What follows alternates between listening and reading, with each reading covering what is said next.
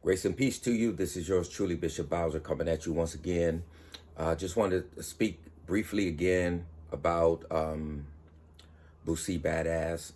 I know I did a couple of videos on him in regards to his gun arrest, and as I read the story today in the, I think it was UT, and a couple other places I read the story, but it does come out as I thought it was right, that he was arrested for gun charges, the gun charge that the DA did, and they dropped that gun charge with the DA's office, and the feds pick it up because they want to give him more time, right?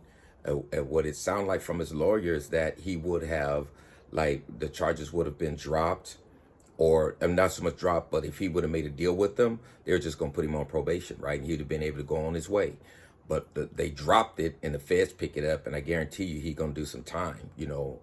My prayers for him, I don't wish no harm or evil on anyone when it comes to that. And, this is what we do in San Diego. We address gun violence and try to reduce it, but we also try to help those individuals that have been arrested with gun charges to, help them either get their charges dropped after they go through our program or lowered, right, to a lower level offense.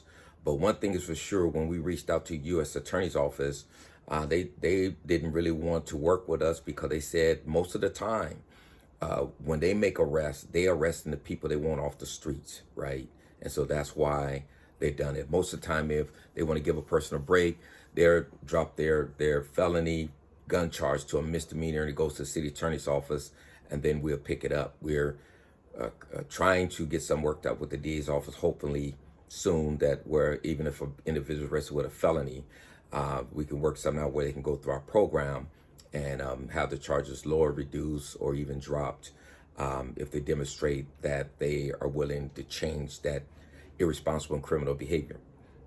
So, Boosie Badazz, one of the things I want to say about that, though, and tie it to San Diego, is from the perspective that they had him under surveillance, right? There's watching his, I guess, Instagram or wherever he's on social media, wherever he was posting his videos and pictures or what have you. And other people are probably taking pictures and doing live feeds and posting it too, with a gun on his hip, right? And for the young people here in San Diego, this is one of the things we always try to tell them and tell you if you're listening, is that the police have your social media posts or sites on surveillance, right? They pretty much watch us all. Sometimes they watch us not as a criminal investigation, but to just try to learn what's going on, what's happening, what we're saying, what we're doing, and so on. And other times they are doing a criminal investigation. But trust me, there's a lot of folks, especially if you're involved in gang activity and you're making hip hop videos and disrespecting other gang sets and talking and representing your gang set and promoting it through your videos, you're under surveillance. And trust me, they are watching you. And just like with Boosie Badazz, they're waiting for a time to move in on you. And so if the state can't charge you, the federal government most definitely would charge you. And that's where they come up with their RICO indictments. And this is what we try to warn our young people about is, be careful what you're doing on social media. Be careful in these hip hop videos. Y'all may think it's cool. You get a lot of likes. You might make a little money. But at the same time, you're setting yourself up, right? You're setting yourself up for failure. And it harms our community, right? When you're talking about shooting folks and disrespecting other sets and all that. That might be cool in your circle, but outside of your circle, there's a whole world out there, and there's better, greater, and bigger things that you can do for yourself and for your life, right? Other than that. So I just want to share that with you, because I believe that, we looking at Boosie Badazz and saying, oh man, he was dumb for what he did. But our young people here in San Diego is doing this all the time. And we try to get you to understand that you're under surveillance. They are watching you.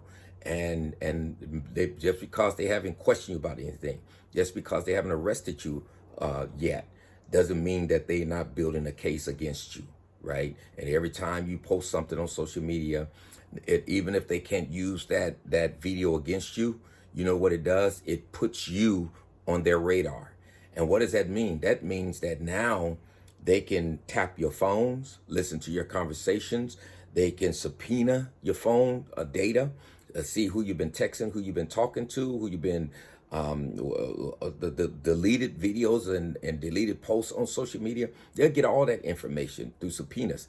Nowadays, they can hold you on the surveillance. They can scan your license plates and find out when was the last time you opened your car door, where you drove to, when the last time you started your car ignition, right? They can do that. They can tap into these things. And once you get on their radar, it's very easy for them to track you, right? And if you're engaged in gang activity and violence and crime, trust me, it's going to catch up with you. I remember a young man about the age of one of my sons. He was involved in the gang life, and he got out, and he came by my house one day. We were talking about an incident that took place and some things that he had heard.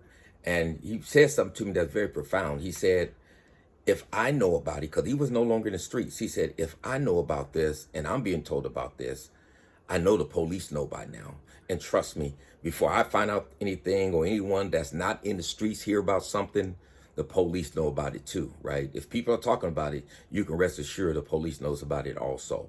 They may not make a move because they don't have enough evidence, but trust me, they're building a case. So be careful. And that's one of the things I want to say to even these guys say, oh, I'm not active, I'm just a gang member.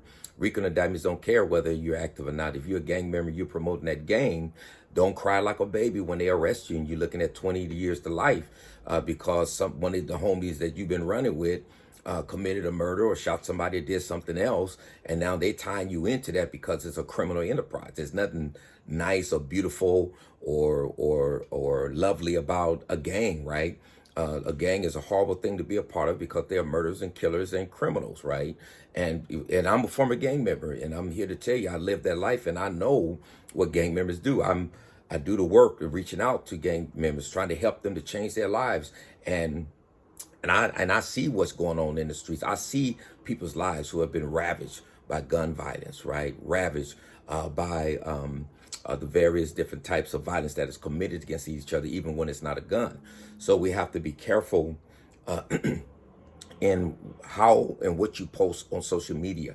When you're throwing up your set, you're telling them that that's what you're promoting, that's what you're representing. And I'm gonna be honest with you, you know, if you get locked up, that's on you. And nobody should feel sorry for you because you out here talking about you a gang member, right? And promoting that gang, a gang that's killing people and so on. And you're running with people, taking pictures with people, cool with people that are killers. And yet you say that you're not a gang, you're not active. It don't matter. They don't make a distinction between the two. You claiming to be a gang member, and that's all that matters right there. And the way you promote things. So the last thing I want to leave with you is that I'm sharing this with you because not only do law enforcement have the intelligence, but when you look at San Diego, they have a high clearance rates when it comes to homicides and those type of shootings. You know, you look at the national rate is about 54%. Here in San Diego, the city of San Diego, it's about 80%. And at one time it was 87%. Another time it was like 90%, a little bit over that, of their clearance rate of the crimes that they have solved, right? The murders that they have solved. And that's why a lot of times, you know, when you hear of some cities where they have a lot of murders and so on, reason why they have a lot of murders because nobody's getting caught at the time. A few people get caught here and there. But San Diego has a high clearance rate. And so I'm telling you, even if it's something you done 3, 4, 5, 6, 7 years ago, 20 years ago, whatever it is, right? Even when I was out there, you could be under investigation, right? And those cases never die. They may get cold, but they never die out. They can always come back to life and kick you in the butt. So because of this high clearance rate, right? When you out there committing a crime, a violent crime, gang crime, with a gun, a knife, or whatever other type of weapon you try to use, you're harming your community, but you're putting yourself at risk of being put away forever. All right, God bless you. And please like and share this video. Thank you.